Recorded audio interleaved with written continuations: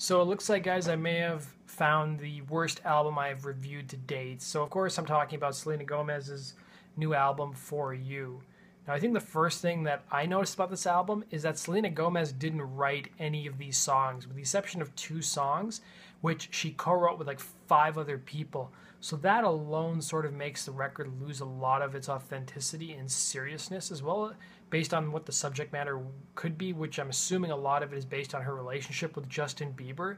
I mean, how lazy are you? You have to hire other people to tell the listeners what it's like to be in a relationship and what your struggles are. That's why certain songs are so sentimental and timeless, because that artist actually wrote the lyrics themselves and the music themselves. They didn't hire other people to do that.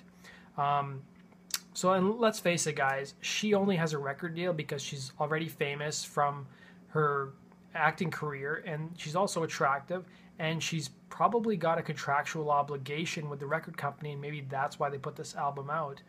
Only one can assume, a large amount of the content, like I said before, is based on her past relationship or on-again, off-again relationship with Justin Bieber. And the problem with this album is that it just sounds like every other pop album that's out there right now on top 40 radio. And simply put, the production values are not as good as what the competition's doing.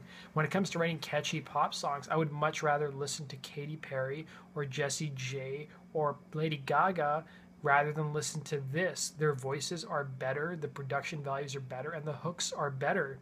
And there's just so many tired and boring beats on this album. It just feels recycled, and it just sounds like every other, top 40 song I hear on the radio. And one thing I was surprised to see is that some of these old singles that have been released from her, seems like a year ago, songs like Come and Get It, is actually on this album. It sort of makes up the album list, and I kind of wonder why they waited so early to release the single. But I guess that's something you'd have to ask the record company. Also, I've also noticed that there's some songs which are just so repetitive, like, for example, songs like Round and Round. I would really want you to count the number of times she says round and round in that dumb song. And then you've got another song where she uses the lyrics, tell me how many inches is in a mile. Like, really, who comes up with this kind of stuff, guys? And, don't even get me started on the awful dubstep remix that's actually on this song as well.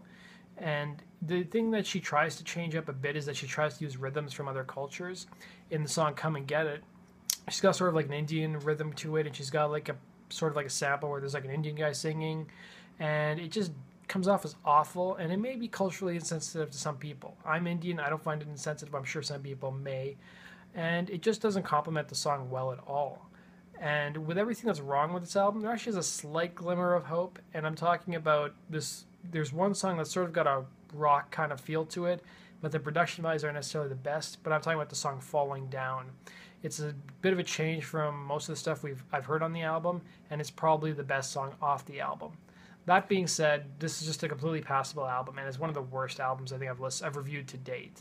Now, I've only reviewed like maybe 15 albums, but this is definitely the worst, and I don't recommend this album at all.